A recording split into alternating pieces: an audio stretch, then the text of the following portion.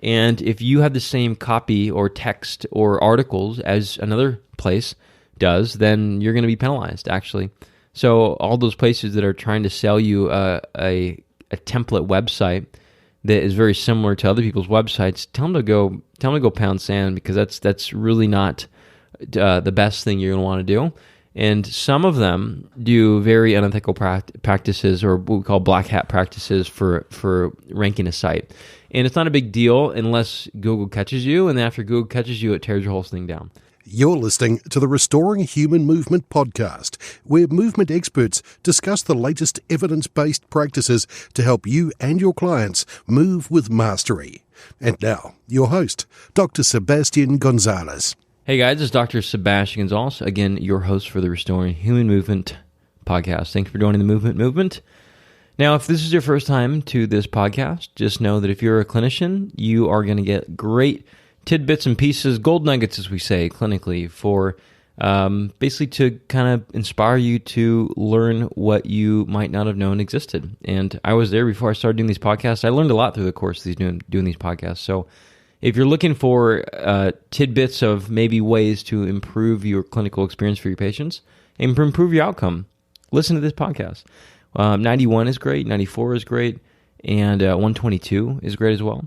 If you're a patient or lay public listening to this, you still will get quite a bit of information from this. And I like to say that this podcast is a little bit more catered towards the advanced patient and clinician kind of middle ground there. And I know we have different languages than you guys, and you have different languages and sayings than we do, and we say tibia, you say shin bone, but we're kind of blending them together in this podcast. So I'm going to make sure that I'll explain as many things as I possibly can along the ways, except for this podcast, this specific episode. This one, if you're a patient, I would suggest you just turn this one off and go to a different one. Go to a different one that looks like a topic you're interested in. So this one's more practice management style, and if you're a clinician and you're just getting out of school, or you're thinking about getting out of school, if you're a clinician or if you're a student, then this is the one that you're going to want to hear first. And it's funny, the students and the young docs that I've met, a lot of them really want to know clinical stuff, which I get. I totally understand. It's amazing that you guys want to learn more and more, and be able to improve your patient outcome, but it's a really hard thing to get out of school and realize that you have to start your own business. And this happens to a lot of people, happens to a lot of clinicians, where they finally realize that it's hard to find a job. It's hard to find a place that practices in the style that you want, because a lot of the places out there that have a lot of volume, they practice a lot of volume for a reason. It's a different type of management. If you're into a lot of topics I've talked about in the podcast so far, a little bit of loading, a little bit of trial and error, and it takes a little bit more time, and I accommodate for that in my practice, and I charge more than a lot of people do, but also too, I don't see high volume, and I don't do it on purpose. So this podcast today, and this episode is going to walk you through some of the stuff that you guys are probably going to want to know, or didn't really think about that you need to know, but you should probably know.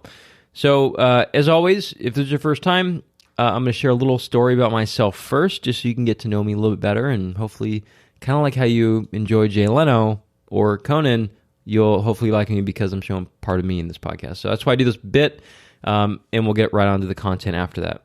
Okay, so I know a lot of you probably taken Ubers and Lyfts before, and I was thinking before, I like talking to the Uber drivers when possible, but I really don't like the awkwardness of saying, so is this what time did you start tonight?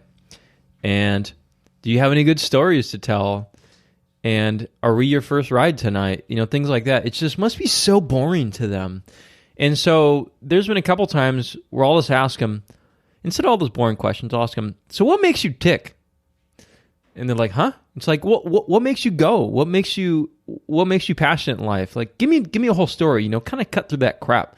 Because I'm sure their job is really boring when they have to answer that same damn question again. So yeah, I've been driving since 6 o'clock, and like I'm doing this a little bit extra to kind of put my grandson through school. And, I just came in from the area. I used to live in Chicago. I did a little Uber there, and now I'm in Huntington Beach. And like, oh yeah, so I drive about 30 hours a week. And how boring would that be? So next time you have an Uber driver, perhaps ask them something a little bit more in depth, Get straight to the point. Let's just make their job a little bit easier. All right, now on to the content. Now, first off, before we start into all these little bits and pieces of information, just know that there is a document that I've written. I wrote it, I think, about a year and a half ago. It's not 100% proofread, but it has some of these same thoughts on it. It won't have all the specific things that I go into today, but it's a lot of things that I wish I would have known when I got out of school. So I offered that up to some of you, some of the students before, and everyone seemed to really like it. So I'm going to offer it again. It's going to be a free download. You might have to input your information to get it emailed to you. It's a, I forget how long it is. I want to say it's like a 20-page PDF. So nothing fancy in it, no pictures. It's just kind of just me spouting off and telling you what I wish I would have known. Now, as we get into practice, there's a couple things that I know that a lot of people from my school ended up doing because we realized, holy shit, we got to have some stuff. So having your forms is something that, at least back then, we weren't really forced into having electronic medical records. So you could do paper files. And actually, I had a ton of patient files. We had these manila folders, and you just put soap notes on one side, and you put intake forms and MRIs, MRI reports, X-rays, and so on the other side. And now we don't really have that anymore, or at least I don't. And I believe what the thing was back in the day, you had to conform to Medicare standards. At some point, they kept pushing it back, and finally everyone had to get it. And that's why all these electronic medical record softwares are out now. But you still kind of needed some forms. And so I actually have some forms that I used at my school. It was the school forms, and I just took copies before I left. And I don't have the original document, obviously, but I had a regional cervical or neck exam. We had a regional lower back region exam. We actually didn't have, we had some that were like hips and knees and so on. I didn't necessarily take those. I ended up creating a little bit more of a checklist when I started using those in practice. So forms are important. I'll come right back to that exam form in a second. Also, you're going to need a consent form. And if you don't know where to get these types of things, just ask another clinician or ask someone who you already worked for, and they're probably going to have something which has worked well for them. Obviously, these consent forms they're kind of iffy sometimes, I think. And I think if you speak to an attorney, obviously I'm not an attorney, I don't even know if they work. I don't think any of us really know if they work, because I think the real danger in treating someone poorly or getting someone upset at you is really not whether you were right or wrong. It's just the headache of fighting them in court. So sometimes I tend to think it's a little bit better that when you're in a disagreement with somebody, or they don't quite feel understood, or they don't feel like their voice has been heard. I think it's just better to hear them out, And I think you'll mitigate a lot of risk with that way. But obviously, we do need to have those consent forms signed. Minor consent is also another thing as well. Obviously, you can't be seeing people under a certain age. And there's a HIPAA form as well. And I know this is very dry stuff, but compile them all together. They're not going to be that big. They're going to be like 5-6 pages or so. I tend to have my history form as a lot of people's red flags in there as well. There's obviously all their review of systems and like, do you have sinusitis and runny nose and things like that, which is all great and fine and dandy, but it really doesn't ask some of the critical questions. And actually, I've built in some more probing questions in there. And I give it to people ahead of time, and they go onto my website, they book an appointment there, and if they want to talk on the phone, I'll talk on the phone with them, but at the same time, I really wanted to book on the website for multiple reasons. One of them is because the new patient paperwork gets sent to them, and they have a way to do it online, which comes back to me as a PDF, and it's nice. I can just upload it in their file. But it's actually nice, too, to give them a chance to fill these things out when they're not in a rush. So, because I've had people walk in, they're like, hey, I didn't fill the paperwork, and like you give them an intake sheet, and they spend literally like 2 minutes on a form that would, if you even read the whole thing, it would take you about like 15 minutes, and they just search a couple things, and that's it. So they tend to not really think that their past history has any relevance on what they're there for. And perhaps that's because they already know what they want, and that's just their treatment bias. But I tend to like to have a lot of information on people. And the probing question that I'm talking about is I'll ask them, are you ready to get better in the form? Scale of 1 to 10, 10 being very willing to engage in rehab. What are you right now? 1 is I'm not interested, And other things are, what is the biggest barrier for your success right now? And some people say money, some people say time, and so it's important to know this stuff, because when I'm speaking with them and I'm conversing with them in the first appointment, I want to know what their holdups are. Also, too, I really want to know what their biggest fear about their thing is, where they think it'll be if they don't get it treated, where they think it'll be if it does get treated and it goes really well. So I want them to be able to create a little bit of a vision of where they want to be, not just out of pain. And pain is really, I think it's a terrible outcome measure, although it's useful for us to figure out why the person is in the state that they're at. I think it's kind of useless, like there's a lot of people who are not in pain, or what they would not consider as pain, and they're just afraid of moving. So there's other things we can do, I think, to improve people's lives. But anyway, so with the forms, I tend to have the intake form, which is a couple pages with all those probing questions, as well as review of systems.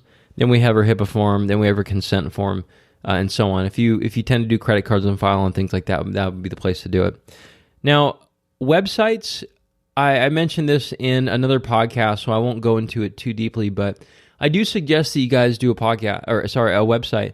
And the website doesn't have to be elaborate. Okay, it can be 1 or 2 pages. It has to have your contact. It has to have your location. It has to have something about you. And, it doesn't have to be a lot. And if you want the website to work for you, which scroll back a couple, I'm thinking about 3-4 weeks, and you'll see something about a website podcast. And you could have the website really work well for you. And I have my website do my online bookings. It collects leads. It emails people reminders, or at least the software attached on the other end does. It tends to do very well at getting new patients in.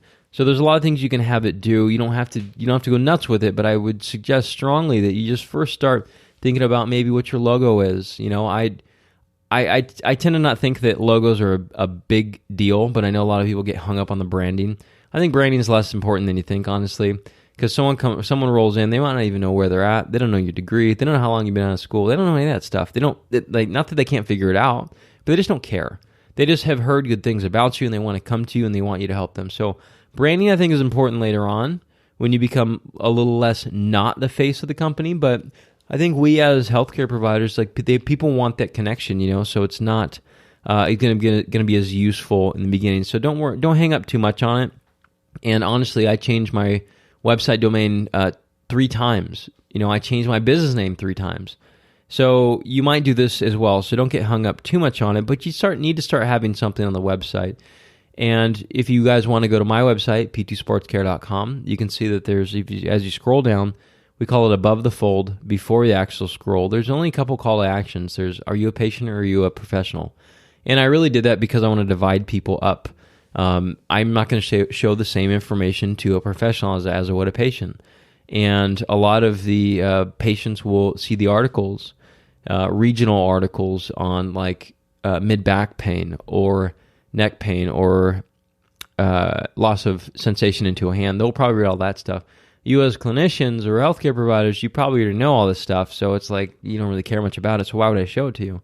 So I would show you different things. So I would think kind of as a consumer when you build the website, you even draw it out on paper. Draw it on paper, and then think about the flow of how you want people to experience finding you. And do you want them to see a picture of you with your dog or your wife? Do you want them to see an article or a short video on the condition that you specialize in? So those are all ways to help validate that you know what you're doing to these people. And it's going to be a really important part of your practice. It's one of the most valuable parts, honestly. And I think I said in a different podcast, I don't really go out and do a ton of marketing on the side, And I was going to talk about this a little bit later about business cards. I put a question mark whether I really want to talk about this or not. And I know that I have business cards. Everyone has business cards, but how many times do you go meet somebody and they're like, you know what? Can you just send me a link to your site? you know? And I think that's easier because people lose cards, you know? Should I have a minimalist wallet? I don't want any people's card. I don't want anyone's cards in there, including my own. So I think business cards are kind of on their way out. I don't think you really even need it. If you want to think of a website as being your virtual business card, that works as well. And I know some people might be saying, well, you can leave business cards over at a gym, or no one picks that stuff up. Or I've never seen anybody. Like those things sit there forever, you know, and it really just comes down to when someone refers someone to you, it's more of that, hey, I got this guy, go to this guy. Well, what's he do? Just go to this guy, you know. Well, what's his name? Well, so I'm going to text you his information. That's typically what happens, you know. So people share it that way, so you won't be trading business cards quite as much as you think. Now, as we go into online schedulers, I think this was something that you guys, if you're just starting, you might think, I don't really want to do an online scheduler yet because it might cost some money. And it does, but I think it really helps with creating a system and a flow, again, how you want people to experience coming into your office. And I had this conversation actually a while back with a patient that she was doing. She basically helps out with kind of sales funnels like that and selling of products. And she says, hey, it takes multiple touch points to sell a pair of sunglasses to somebody. And I said, well, you know what? I'm like, what was your experience coming into my office? Well, she's like, well, I found your website. And then I went to this article, and then I called, and no one picked up, so that I didn't come back, you know? So after that, or she didn't come back to the site. Later on, she saw me on Instagram, and then she reached out for something, and then I texted her, or I sent her a article back about something or other. And then she called again, and someone picked up and she asked about insurance. She said we didn't take it, and then she hung up and didn't come back again. Finally, she made her way in, but it took 3 different interactions to actually get her in.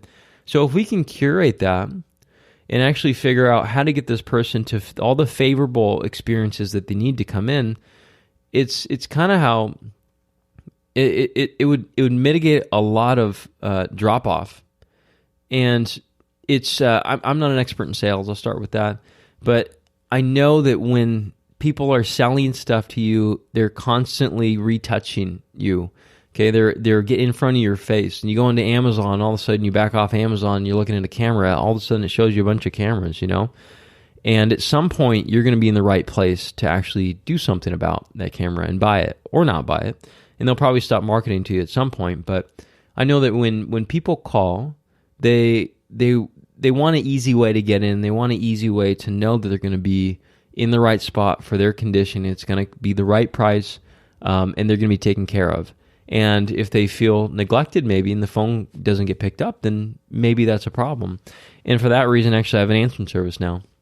So that's a whole different topic there. But for the most part, online schedulers, a couple options of things that I've used in the past. And here's where I'll get into a little bit of options. By the way, I should go back. Websites, okay? I'd strongly suggest doing a WordPress. I know some people have done Squarespace, I think is what it is, and Wix, and all these other simple ones. I wouldn't do those. And I know that I've talked to a few clinicians already about website stuff. They're like, man, you know a lot of website stuff. I'm like, I know. I've been doing website shit for a long time. And I've been managing my own site for a very long time. And now I don't do quite as much anymore, but I feel like I heard the same kind of things from people. It's like imagine if you're trying to get healthy and someone's like, you know, you should drink water. You know, you go to the next person 2 years later, they're like, you know, you should drink water. It's the same thing I hear about websites. They're like, you know what, if you want to get it right, just go to a WordPress site. And it's not WordPress.com, it's WordPress. I forget, org. I think it's org.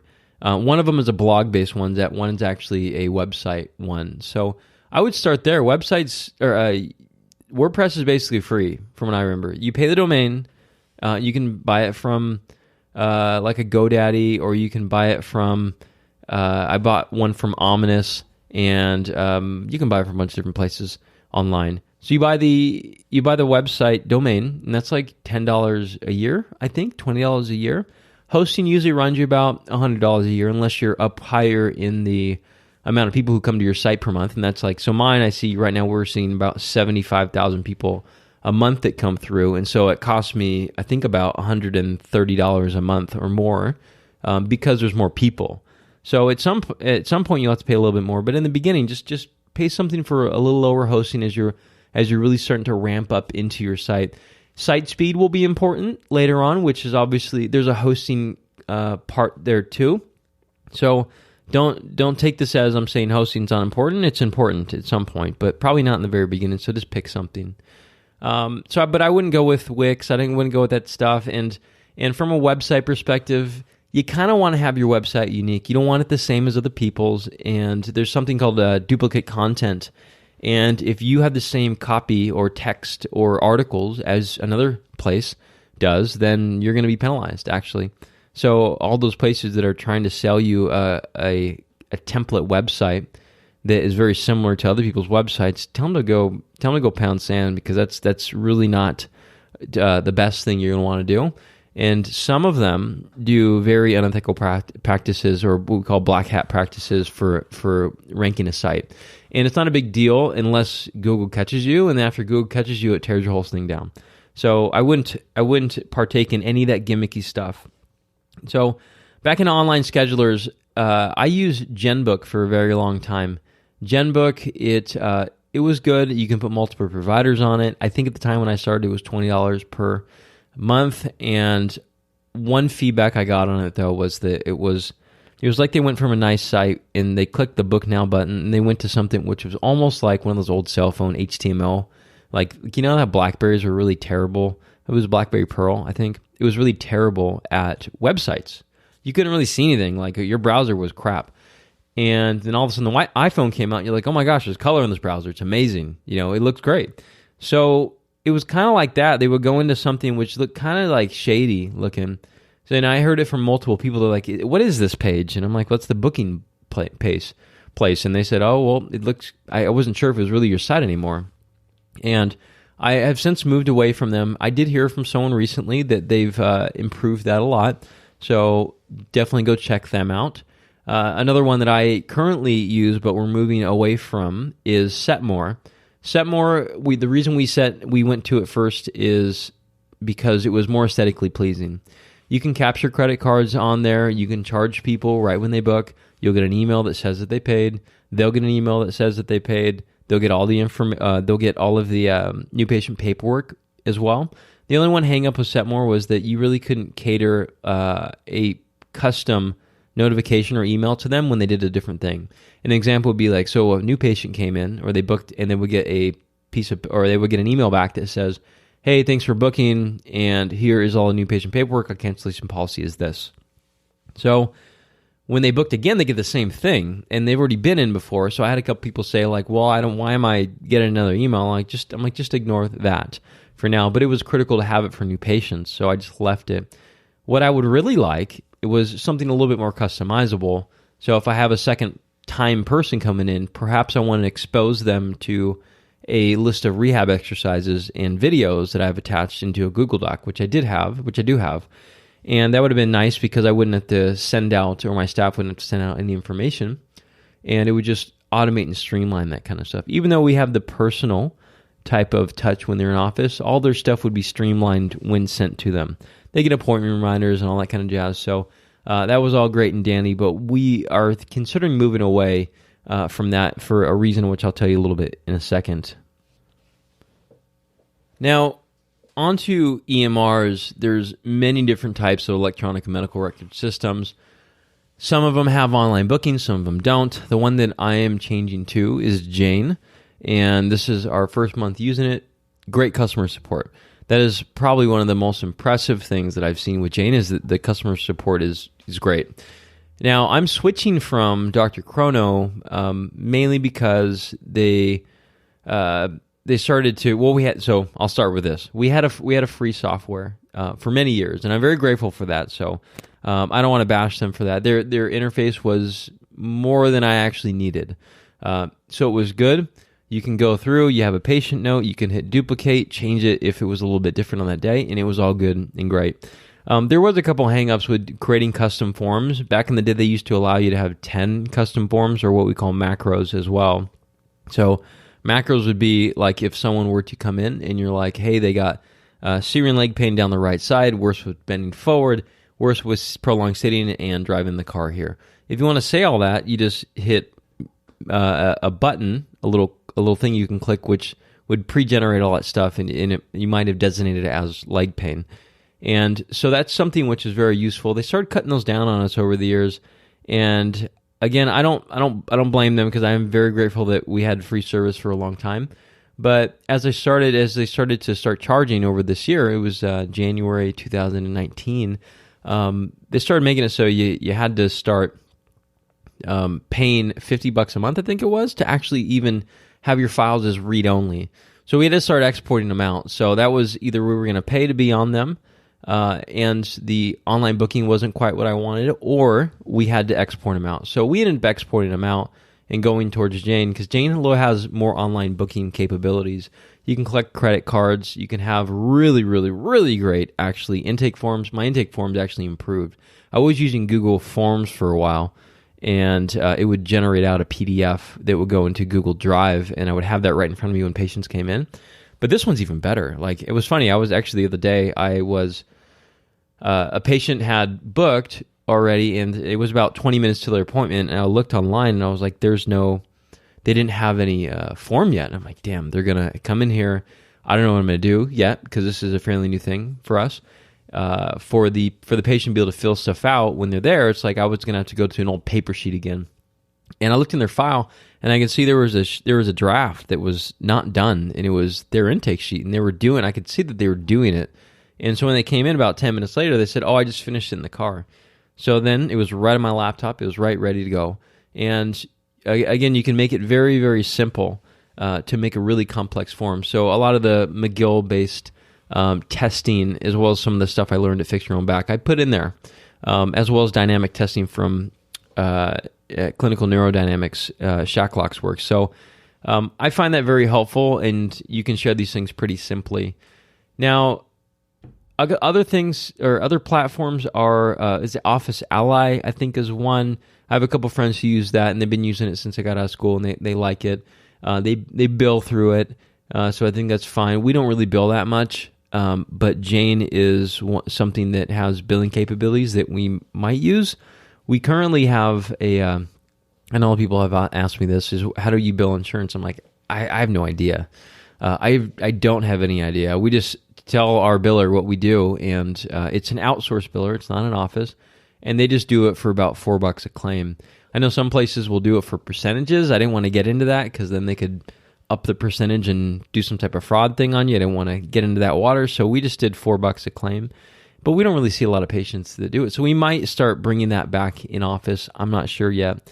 The reason why I'm telling you kind of these things all in a cluster right here is because when you really see the dollars and cents of what it is to practice, you see that your EMR might cost $70, $80 or $100, and your website cost $100 a year, $120 a year or so. Your online scheduler might have been $20 to $40. Your biller might be, I think we end up paying $150 to $200 a month, and so there's all those things that build up.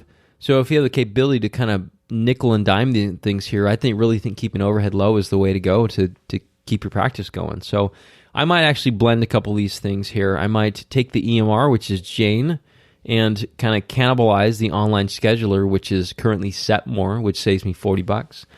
And I am going to start maybe doing our stuff in-house for billing, because really, again, there's really not that much. So the things you can look at and compare them is Dr. Chrono is one. Practice Fusion is, I think, another one. I didn't use that one that much. There is Office Ally, which I think is to me, I remember it being a very beta one. It was very simple. And then there's Jane. So those are the EMR schedulers. And by the way, if you go to Jane, let them know that you heard this from me, because we set up a little thing there. I said, hey, look, I get a lot of chiropractors, so why don't we talk about EMRs a little bit? And they said, okay, cool. So if anyone does come from me, if you want to support the show, just say you heard it from Sebastian Gonzales, as well as the Restoring Human Movement podcast. Now, onto phones. I actually got my phone, and it's not a hard line. And my dad gave me this idea a long time ago. He said that when he actually switched offices, he was a dentist, and he switched offices across the street. And at the time, I don't remember if it was Verizon or what it was. And so he switched offices, and it was like a different city. It wasn't that far. It was like less than a block, basically, and it was a different city. And the other service didn't let him take the phone number. And so he said, you know what, don't get caught in this again, because he had a lot of marketing and people who called that number, so he lost the number. And so he said, you know what you should do? Just add an extension to your cell phone or get a Google number and then forward it on to whatever phone you want. So that's what we do right now. And I have a very basic phone that is attached to my business phone. And so I have my personal phone and my business phone. I don't carry around both. We just leave the business phone at the office, okay, just like a standard landline. A lot of the time, we don't pick it up. And like I said earlier, some people miss that as an opportunity to come in. So I actually got a answering service for that. The answering service only really picks up after about 3 or 4 rings, I think, so it gives us a chance to answer.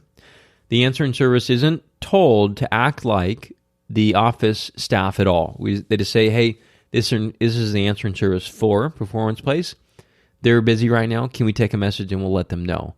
How urgent does it need to come back? Or how urgent do you need to hear back from them? What's your concern? Do you have a question? So we get this as an email format, and it helps me actually call the person back and say, hey, Joe, I heard you had a back issue. Well, tell me about that. Which helps me out with kind of getting questions fostered to them so they can answer them, so I can hear really what their problem is, and if we build a connection, then they come in. So I would say just go with a phone, like the basic phone extension off of your regular plan is like $10. It's like nothing. But one hang up that they did, it was funny.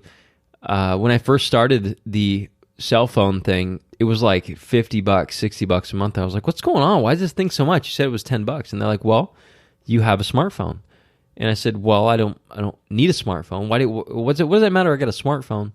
And they said, well, if you have a smartphone, we have to put a data package on it. I said, I don't want a data package. They're like, well, if you have a smartphone, then you have to have a data package. That's $40 a month. And I said, well, we only use it for phone calls. And I'm like, give me a flip phone. And give me one of those old school ones, the ones that you break as a burner. And so I have one of those. It's just really, really old. And so when people come into the office, they're like, what is that old phone? And I tell them this whole story, but $10 a month, so it's nothing. The answering service is, it's called Office Sense. It's out of Florida. That one tends to work pretty well. We've had them for about 6 months or so, and I think we've definitely gotten enough business from the callbacks. It's about $100 a month, but it will increase if you have more phone calls, obviously. So that's just another consideration too. But if you're answering your own phones, you might really want to consider what your experience is when you answer these phones, because at least this is my experience anyways. I'll tell you, and you guys can pick and you decide on your own. So I've noticed that when I pick up, people say, hey, so I'm just calling to see if you guys take my insurance. And then, I could, maybe there's a way around this and you guys can get creative with each other. You should. By the way, you guys should get with your friends and role play this one. I did it with my intern Jeremy one time, and it was the most awkward thing because it's kind of like saying, "Hey, do you have hamburgers here?" And then someone starts telling you about something else. It's like, I just asked a yes or no question. Do you have hamburgers here?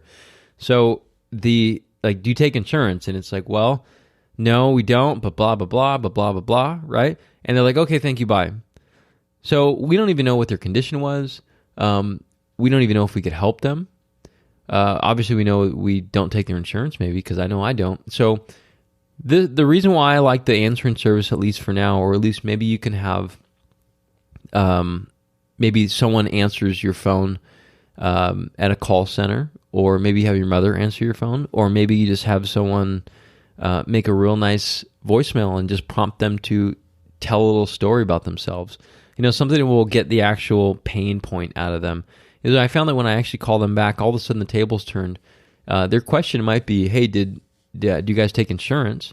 But their concern also was their hip. So I'll call up and say, hey, my answering service said that you called. This is Dr. Gonzales. I see you have a hip problem. Can you tell me about that? And so people love talking about themselves, right? So they'll talk for about 5 minutes or so on this. And I think I mentioned before in a podcast that I have a 10-minute rule. When I call back, I attempt to be on the phone for 10 minutes. Obviously, I can't give a lot of medical information, but I can hear their concerns, and I can build a rapport, and then I can get them to come in, and then I can all of a sudden help them. So it's really hard. You lose a lot of people in the yes or no question bit, and I'm pretty sure if you take a sales class or something, they'll tell you that, hey, don't get caught down that route and change the conversation a little bit. So that's just a consideration. Think about it. You probably won't have to have an answering service, but just think about it.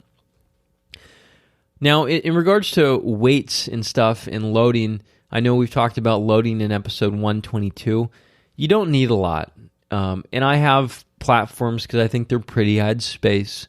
I have rubberized flooring, but you don't need it. In the past, I did have a wood floor, and it was a pain in the ass because it would get a little dust on it and people would slip. So I am pretty hard fast on that you can't have a wood floor. So, but you only need a couple kettlebells, or if you really want to take it extreme, just get heavy shit. Get a couple 5-gallon water bottles. Get some cinder blocks. Get bags of rice. Get backpacks, old JanSport backpacks that you don't use anymore, and just fill them up with random junk. Those are all okay to use, and those are actually, I think they're preferable, because people tend to kind of think, well, I don't have a kettlebell at home, I can't do this. Or I don't have a dumbbell at home, I can't do this. So I would just get a couple heavy things. I tend to not have things like Bosu balls, I have an RX pad. I have something to kind of save people's knees, like yoga mats. And I have some CLX bands to make sure that I can provide like a horizontal or vertical load when needed, when assisting movement. But for the most part, I have something to hang from. I have things to sit on. I think I have probably about 10 kettlebells, but you can probably get away with one of each, and a couple heavy bands here and there. And I think that's all you really need. If you're working with people who are barbell athletes, then you might want to have not necessarily a barbell, but get a dowel. Get something that simulates it. So I'm pretty sure you can get people to just be challenged beyond belief without actually loading a bar up. And it is nice to have the stuff that people play with in office, but you don't always need it. I have a couple baseball bats just because I like baseball, and they ended up in my office. And I've had golfers come in who we partially use a baseball bat or a couple dowels as something to swing. Some people bring their own clubs in. I've had people who are testing out their shoulder, and I bring a glove in, and they bring a glove in, and I have a ball at the office. So you don't really need a ton. And I think when you really are keen about your corrective exercise selection, you'll realize you don't need a lot of stuff. So don't make it too fancy. Now, on to a couple things I think are just general thoughts and considerations you need to have as you start to practice are systems, analogies, elevator speech, conversation skills. Obviously, I have lost my conversation skill. Actually, funny. This is later at night right now. I came back in the office. It's actually a Friday. It's a Friday night, and I was just hanging out at home doing some drywall. I'm like, you know what? I got a couple hours before bedtime. I'm just gonna come back in. But I wanted some chicken noodle soup, so I got some chicken noodle soup and got some broth in it, and it was salty. And then, damn it, if that did not dry my mouth out, I feel like I'm just talking and spitting up bubbles in my mouth. You know that goes when you got dry mouth.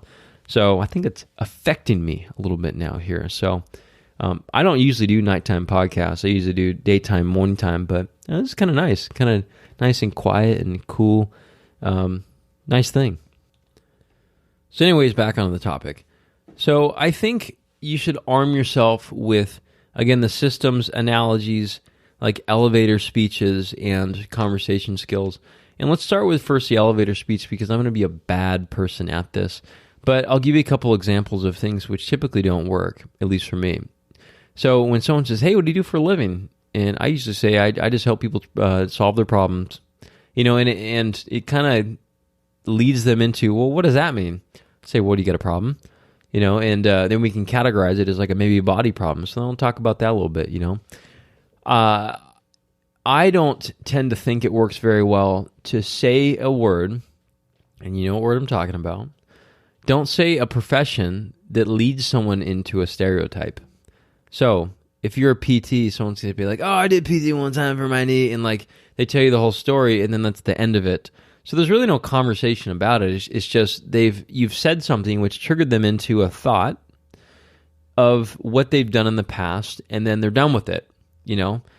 And as a chiropractor, you say, well, I'm a chiropractor. And they're like, well, my neck, like I've had problems for like 20 years. And like, yeah, it's cool. I've been to one before. Yeah. Or anyways, you want a hot dog?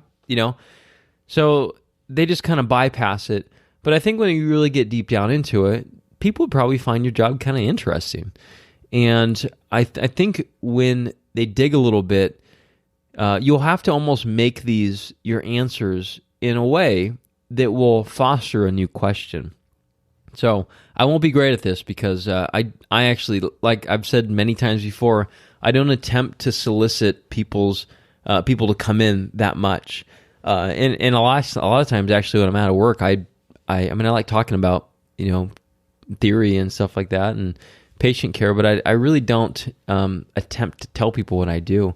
And I don't wear the shirt out, like I don't have my car wrapped. I just don't want them to know. It's just like I like to have a separation of work and privacy sometimes, and I just don't even bother. And actually, I did have one time. This drove me about crazy. This is an example of probably the reason why I don't. I know it's a bad experience, but someone had brought a friend out to a bar, and we just had a drink. And they brought another friend, and this person figured out that I was a chiropractor, and they're like, "Hey, I'll give you $20 to adjust me." And I'm like, "I'm not going to do that," and I explained to them like, "Look, you deserve more than that. Like, there's more to it than just that." And then so they persisted, and then they got really upset at me that I wouldn't adjust them in a bar for $20. But anyways, so I tend to not go down that route just because it's irritating to me to be fit into a stereotype, and this is probably what minorities think if you're going to stereotype a minority, So think of what questions or think of what statements will lead people into something more, And if you know me well enough, I don't try to do these, but for some reason it happens a lot. I'll be someone says, "Well, what do you want for dinner?" And I'll be like, "Well, I don't know, like maybe like a corn husk." And they'll say like, "Corn husk, what's that?" I'll be like, "I'm glad you asked." And then I'll talk about it, and they're like, "Oh shit, now he's going to talk about something forever." So try to get them to ask more questions. Make it a game almost. Maybe you can get them to ask 10 questions after you say something. So when you say something very matter of fact, and it's more of a stopping point, like a period, that's the end of a conversation, then maybe that's not the right one to pick. Or maybe you ask them questions back and say, "Hey, look, what do you do for a living? What's your favorite part about your job?" And like most people, they'll ask you back, like, "Hey, what's your name? Joe. Hey, what's your name? Seb." Like it seems like common courtesy what people kind of ask back. So maybe you'll get that reciprocation. So another thing I think is useful to arm yourself with is analogies for answering questions that you typically get. I know that as chiropractors, we have the stepping on the hose analogy a lot. For disc, we have the jelly donut analogy. Or if you listen to Dr. Michael Fanning's one, he says there's a helicopter and a landing pad. So he got a bad reaction out of the jelly donut one, apparently. If you're looking to give an analogy about loading, about the effects of too much load on a structure over time, Dr. Stuart McGill gave the example of holding a pound of butter and what your biceps is going to feel like after about 10 minutes, So all these analogies, I think, are going to be useful because you can pull them out of your database really quickly, and it seems very seamless. So analogies, and the better you can get those analogies to what the person likes, the better. If you're working with dancers, maybe you need to explain things with experiences that they've had. I know that the other day, I gave an example of the exercise I wanted someone to do, which was they're called curtsy squats. And so I described it, I showed him, and he's like, "Oh, like bowling?" I said, "Yeah, like bowling. Yeah, let's do bowlers, So the analogies and kind of making the analogies a little bit more catered and unique to where they came from is useful because it's familiar to them, So we have analogies and elevator speech that you talked about here. Conversation skills, conversation skills are important, really important. And I would challenge you to go out and just have random conversations with random people and figure out what it takes to keep a conversation going and what it takes to actually get them to like you and for you to find all of the interesting parts about them. And this will help you through your history taking. It'll help you through convincing someone to come in for care. It'll help you through breaking bad news to people, So there's a lot of usefulness to conversation. And my dad always said that some people have, he called it the gift of gab. And he's like, some people have it, some people don't. I think people can work on it, and I think it is something that can be developed. So I have a friend who has a kid, and the kid's he's like 10, and he came over to a garage party one time that we had, and he was a hoot. He was great, and I had him doing push-ups for silver dollars, and we were just having to go around like, hey, go ask that guy over there what it's going to take to get $2 out of him. And one guy said, yeah, massage my shoulders, So, but he was just very interactive. He wasn't like the kid that hangs out in the corner who only wants to talk to their dad.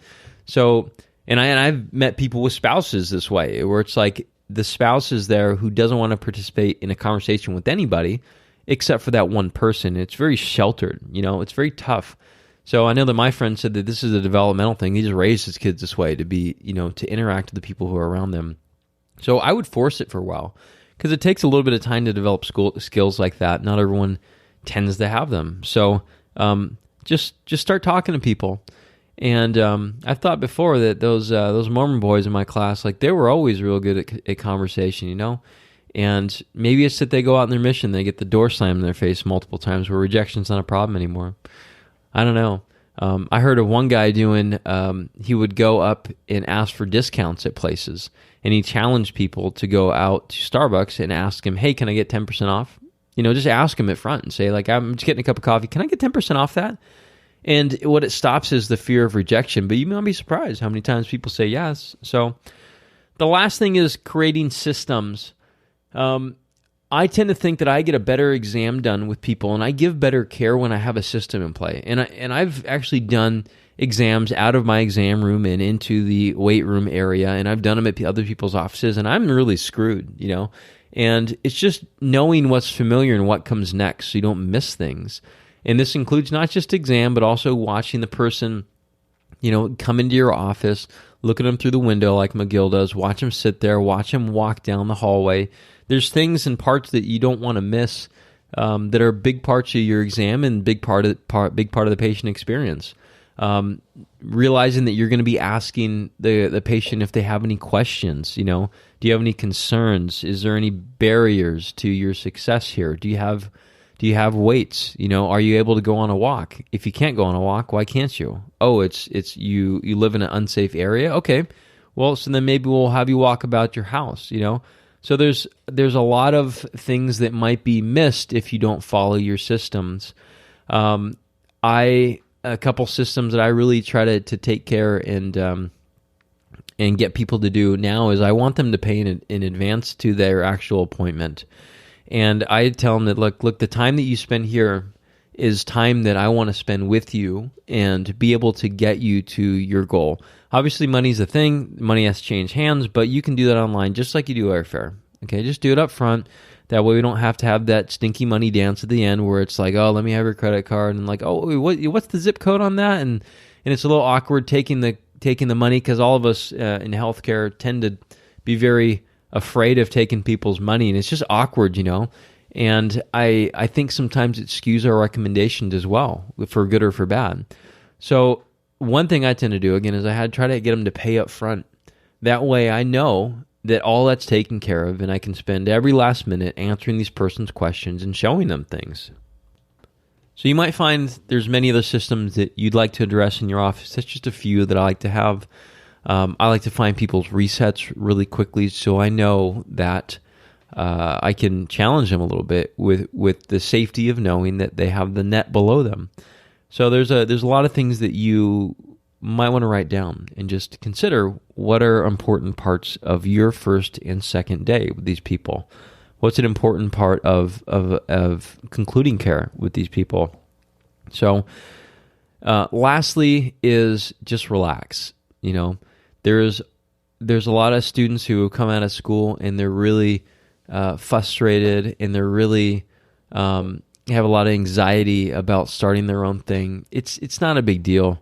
I think as long as you know that, like, if you have a spouse who's helping you through a little bit, you have a little safety net, and so don't worry so much. If you have family that you could, if you bankrupted out of it and you couldn't live in your apartment, I'm sure you'd be able to live in their garage. Don't worry about it so much. Just relax and just know that your clinical skills that you built are going to show through, and you're going to do a really great job with them. If you need to build those a little bit, go to a seminar here and there, and surround yourself with people who can improve you as a clinician. So just relax. It's an exciting time. It's really exciting, but don't lose sleep over it, because it's going to get really, really hard. And just know that when you have free time, enjoy your free time. I think there's a lot of people out there, including myself, that didn't take a vacation for like 4 years, not more than having like a weekend. Schedule some days off for yourself. I only work Mondays, Tuesdays, Thursdays right now, and I come in on occasion for people on Friday if I like them a lot, So on Wednesdays, I like to spend some time down at the beach. I like to do podcasting on those days. I like to have Wednesday and Fridays as my lifting days. Saturdays and Sundays, I don't think much about it, I might do a couple things like this on the side, but they're voluntary, and there's not pressured. And you notice that I'm way ahead on a lot of these podcasts. I'm like a month and a half in advance. There's no pressure, So I think you're going to get a lot more productivity out of that if you just learn how to relax a little bit. Now, if you guys are looking for the document again, I will put a link in the show notes for this. It's about a 20-page read, I think, if I remember it right. I haven't read it in a while, but it goes through how to pay back your student loans, how to consider leasing something, how to meet other clinicians in your area. So it goes through a lot of stuff that I experienced. And I first wrote it because I went to the R2P symposium, and someone was talking about this one kid. And we're like, hey, did you hear about Joe? Like, yeah, Joe's a good clinician. He's great. Well, he's like, Joe's in a PI mill because he's got to pay back his loans. And they're like, oh, that's too bad, because Joe had a lot of potential, and Joe's going to get stuck in this PI mill for years and years and years, and especially if Joe can't control his spending. For all we know, Joe likes to, go out and eat sushi every night, and he won't be able to pay off his loans, and he won't be able to pay off that sushi bill. So just don't get stuck into that. Enjoy your profession, enjoy the work that you're doing. Some people get burnt out. There's no need for it. I tend to come in and I enjoy troubleshooting with people, but I don't like being rushed. If I'm rushed, I will hate this job. So just enjoy the time, and whatever it takes for you to enjoy that, make it happen. It's you are the master of your domain, and you can control your surroundings a little bit. So as we start to close up, do not forget that I have that book out as well. If you haven't checked out the book, you probably should. The book is called I Will Beat Back Pain, and it's a tool that you guys can use as clinicians to help some people. Like, imagine your patient, Tom, who has a wife, Mary. Tom always talks about how Mary's always in back pain. And it's like, well, Tom, what does Mary do for her back? And like, oh, I don't know. She tried therapy years ago, and she just kind of gave up. Now we don't go on trips anymore, and like we try to go ride on the boat, and it hurts. The bouncing hurts on the boat, so we just don't do as much. But I feel bad, like things like that. Those are the situations where I would like you to use a tool like this. If you want to stock some for your office, great, or if you just want to recommend it to a patient. But it's intended to just coach them through this mental mindset of being able to fathom a recovery again. There's no corrections in there. And in the audio version, I tell them to go to the trusted person.